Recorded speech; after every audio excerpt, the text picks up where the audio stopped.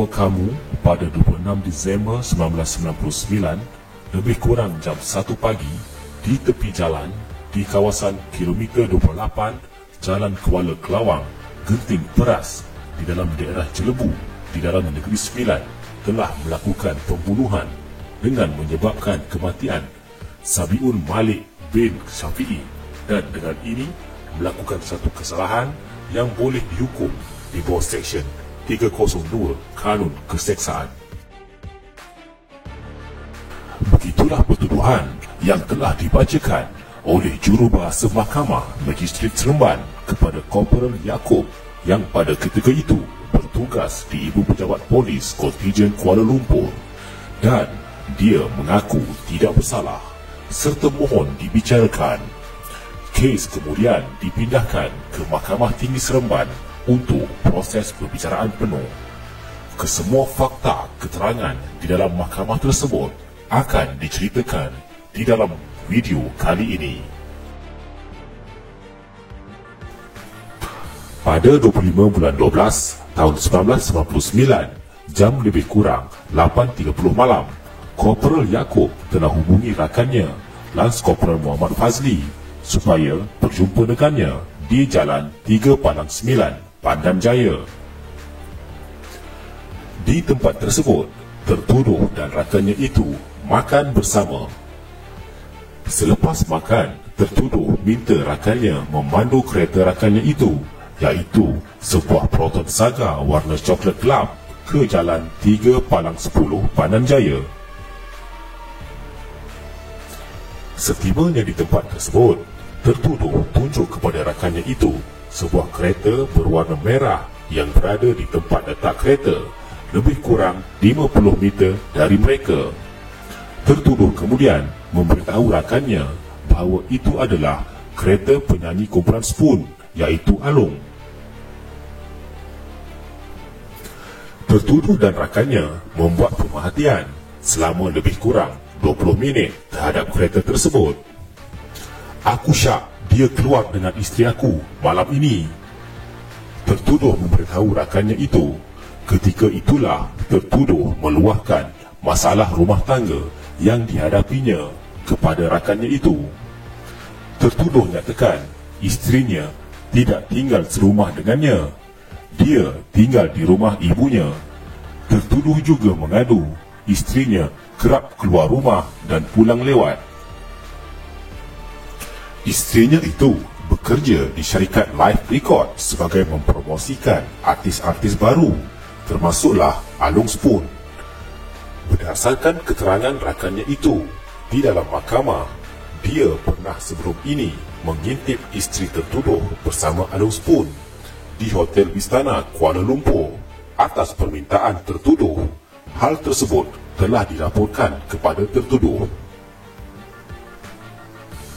Pada jam 10.15 malam hari yang sama, adik perempuan Alung telah keluar dari rumahnya di Kampung Sungai Kerayung, Ceras, menaiki motosikal bersama seorang sepupu menuju ke Pekan Pandan Jaya untuk membeli minuman. Ketika hendak pulang ke rumah, adiknya itu ternampak abangnya itu berada di Jalan 3 Padang 10 dalam kereta. Alung pada ketika itu sedang menggunakan telefon bimbit.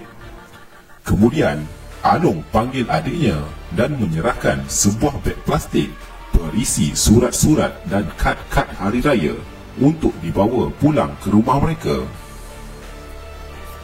Pada masa yang sama juga, adiknya itu terlihat juga tertuduh di dalam kenderaan 50 meter dari tempat dia berjumpa abangnya. Untuk makluman, Alung serta adiknya mengenali tertuduh kerana isteri tertuduh merupakan PR bagi pihak Live Record untuk Alung Spoon. Selang beberapa minit kemudian, sebuah kereta Proton Wira berwarna biru melintasi kereta yang diduduki oleh tertuduh bersama rakannya. Tertuduh jam kereta itu. Tertuduh beritahu rakannya bahawa itu kereta isterinya. Kereta itu tiba dan parking di belakang kereta Alung. Tertuduh mengintip aktiviti tersebut. Tidak lama kemudian, tertuduh beritahu rakannya dia nampak Alung keluar dari kereta isterinya itu dan menuju kembali ke keretanya. Kemudian, Alung berlalu pergi dengan keretanya. Tertuduh minta rakannya ekori kereta yang dipandu Alung. Selang beberapa meter, tertuduh minta rakannya berhenti. Tertuduh keluar dari kenderaan, kemudian kembali bersama Alung. Mereka kemudian masuk di tempat duduk belakang kereta dan tertuduh arahkan rakannya memandu pergi.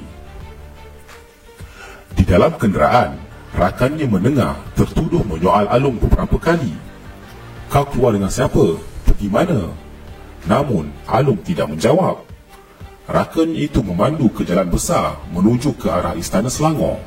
Rakannya itu tiba-tiba melihat minyak sudah dekat kehabisan. Pada ketika itu, jam menunjukkan pukul 10.35 malam. Rakannya itu memberitahu tertuduh berkenaan hal itu. Tertuduh minta dia turunkan mereka berdua di pondok bas di hadapan Wisma Tani. Selesai menurunkan mereka, rakannya pergi mengisi minyak lebih kurang 5 km dari situ. Selesai mengisi minyak, rakannya kembali dan mengambil tertuduh bersama Alung di pondok bas tersebut. Sepanjang perjalanan itu, rakan tertuduh mendengar perbualan tertuduh dan Alung mengenai isteri tertuduh. Rakan ada mendengar Alung berkata hanya mencium isteri tertuduh saja. Kemudian, rakan mendengar bunyi seperti ditampar di bahagian kepala beberapa kali. Rakannya juga mendengar suara Alung meminta maaf beberapa kali. Rakannya menegur tertuduh agar tidak memukul Alung dan berbincang dengan cara elok.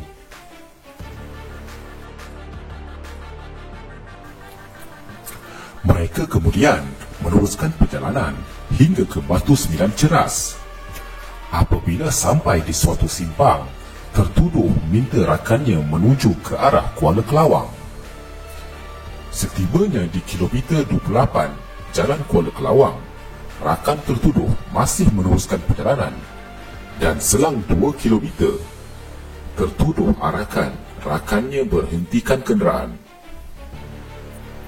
Pada waktu itu, sekitar jam 12.50 pagi, tertuduh kemudian keluar dari kenderaan bersama Alung.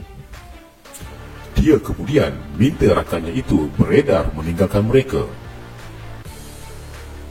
Rakannya berlalu pergi meninggalkan mereka dan menuju ke Kuala Lumpur, semula menggunakan jalan Hurulangan. Selang 30 minit perjalanan, rakannya berpatah semula untuk melihat apa yang berlaku kerana tidak sedap hati. Lebih kurang jam 1.30 pagi, rakannya sampai semula di tempat tertuduh dan Alung ditinggalkan. Rakannya melihat hanya tertuduh sahaja yang berdiri seorang diri di situ. Tertuduh terus masuk ke kenderaan. Rakannya bertanya, "Di manakah Alung?" Tertuduh hanya menjawab, "Kita balik, biarkanlah dia." Di dalam perjalanan, rakannya itu sekali lagi bertanya di manakah Alung. Namun, tertuduh hanya berdiam diri dan termenung. Rakannya terus memandu sehinggalah tiba di Jalan Pandan 3 pada jam 2.15 pagi. Mereka kemudian pulang ke rumah masing-masing.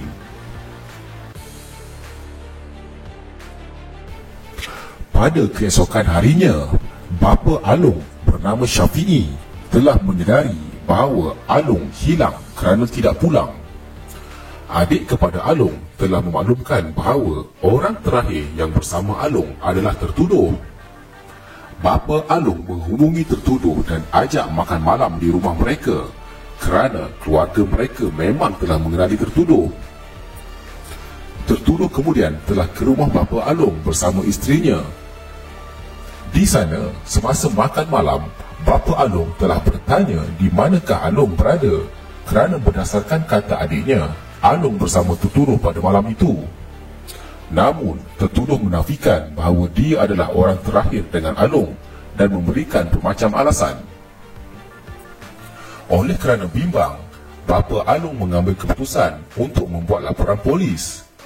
Di dalam laporan polis tersebut juga dinyatakan bahawa orang terakhir yang dilihat bersama Alung pada malam 25 bulan 12 tersebut adalah tertuduh. Selang beberapa hari, berita kehilangan Alung mula tersebar luas kerana dia merupakan seorang artis yang popular pada waktu tersebut. Pada waktu itu, rakan tertuduh telah berjumpa dengannya dan bertanya kembali berkenaan hal Alung itu. Dan tertuduh hanya menjawab, "Apa-apa hal biar aku yang bertanggungjawab." Berdasarkan report polis yang dibuat oleh bapa Alung, hasil siasatan awal pihak polis telah membawa kepada satu tangkapan terhadap tertuduh, iaitu Korporal Muhammad Yaakob bin Demyati pada 5 hari bulan 1 tahun 2000. Dia telah direman untuk membantu siasatan. Semasa di dalam tahanan reman, tertuduh telah melalui proses rakaman kenyataan beramaran di bawah Seksyen 113. Tertuduh telah memberikan maklumat begini: "Mayat Alung yang saya isikan dalam guni telah saya campakkan di tepi jalan ke Kuala Kelawang dan saya bersetuju untuk menunjukkan tempat itu." Pasukan polis kemudian telah pergi ke lokasi tersebut bersama tertuduh pada keesokan harinya, iaitu pada 6 hari bulan 1 tahun 2000. Setibanya di lokasi tersebut dan hasil pemeriksaan, pihak polis telah menjumpai guni yang dimaksudkan tertuduh. Pemeriksaan ke atas guni tersebut menjumpai satu mayat yang telah reput dalam posisi seperti janin dalam rahim. Mayat tersebut kemudian telah dibawa ke Hospital Universiti Kebangsaan Malaysia untuk dibedah siasat. Hasil bedah siasat ke atas mayat tersebut, pakar patologi telah membuat kesimpulan bahawa kematian mayat adalah kematian akibat dijerut pada leher. Hasil analisa DNA terhadap mayat yang dibuat oleh ahli kimia pula mengesahkan mayat tersebut merupakan Alung Spoon. Identiti tersebut dibuktikan melalui proses profilan DNA oleh ahli kimia daripada contoh darah ibu bapa Alung dan dibandingkan juga melalui cebisan tulang dan tisu mayat. Daripada proses tersebut, ahli kimia mendapati mayat tersebut merupakan anak kandung bapanya atas ketepatan tidak kurang 99%.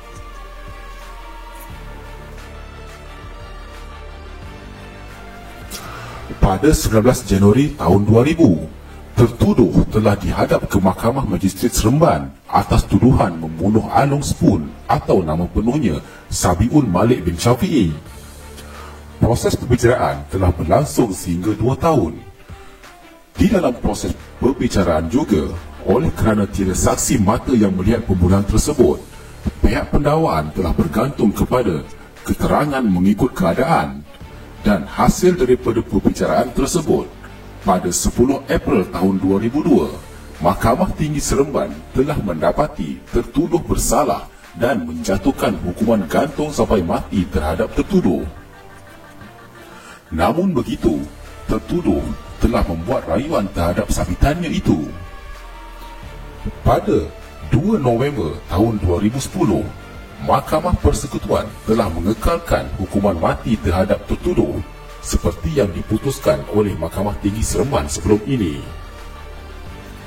Antara alasan kukuh yang membuatkan Mahkamah Persekutuan mengekalkan sabitan yang diputuskan oleh Mahkamah Tinggi Seremban adalah seperti berikut. 1. Di dalam perbicaraan, keterangan rakan tertuduh tidak dicabar yang menyatakan tertuduh dan Alung ada bersama-sama di kilometer 28 pada 25 bulan 12 tahun 1999. 2. Keterangan rakan tertuduh mendapati hanya tertuduh saja berada di kilometer 28 selepas kira-kira 45 minit kemudian setelah rakannya berpatah balik. 3. Dari keterangan rakannya itu, tertuduh hanya berkata, biarkanlah dia, dan tertuduh hanya berdiam diri apabila berulang kali ditanya di manakah keberadaan Alung sewaktu dalam perjalanan pulang. 4. Apabila kehilangan si mati tersiar di akhbar, rakan tertuduh kembali bertanya kepada tertuduh dan tertuduh berkata, apa-apa hal biar saya yang bertanggungjawab. 5. Mahkamah mendapati tertuduh cemburu hubungan Along dan isterinya kerana telah menyuruh rakan tertuduh mengintip aktiviti mereka di Hotel Wistana sebelum ini. 6. Keterangan ayah kepada Along yang menyatakan penafian yang dibuat oleh tertuduh bahawa dia tidak berjumpa Along pada malam kejadian di Jalan 3 Padang 10, Pandan Jaya, sedangkan 2 saksi lagi iaitu rakan tertuduh dan adik Along menyatakan sebaliknya. 7. Keterangan dari rakan tertuduh yang memperlihatkan tertuduh sangat marah kepada si mati dan memukul serta menampar si mati di dalam kereta. Hakim Mahkamah Persekutuan Datuk Wan Adnan bin Muhammad telah mendapati keterangan ikut keadaan seperti yang tersenarai itu terlalu kukuh untuk menunjukkan kesalahan tertuduh dan seterusnya memperakui penghakiman yang dibuat oleh hakim sebelum ini.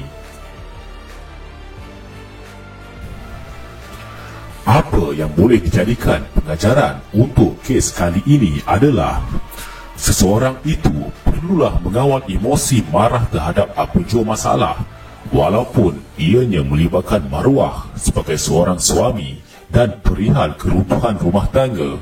Tidak perlulah sehingga membunuh kerana ikutkan hati mati, ikutkan rasa binasa. Sekian dahulu untuk kisah pada video kali ini. Sehingga berjumpa lagi di video akan datang. Kami mengharapkan komen positif dari anda mengenai video kali ini. Jangan lupa juga untuk menekan butang like serta subscribe channel ini jika anda suka cerita berkenaan kes jenayah di Malaysia. Sekian.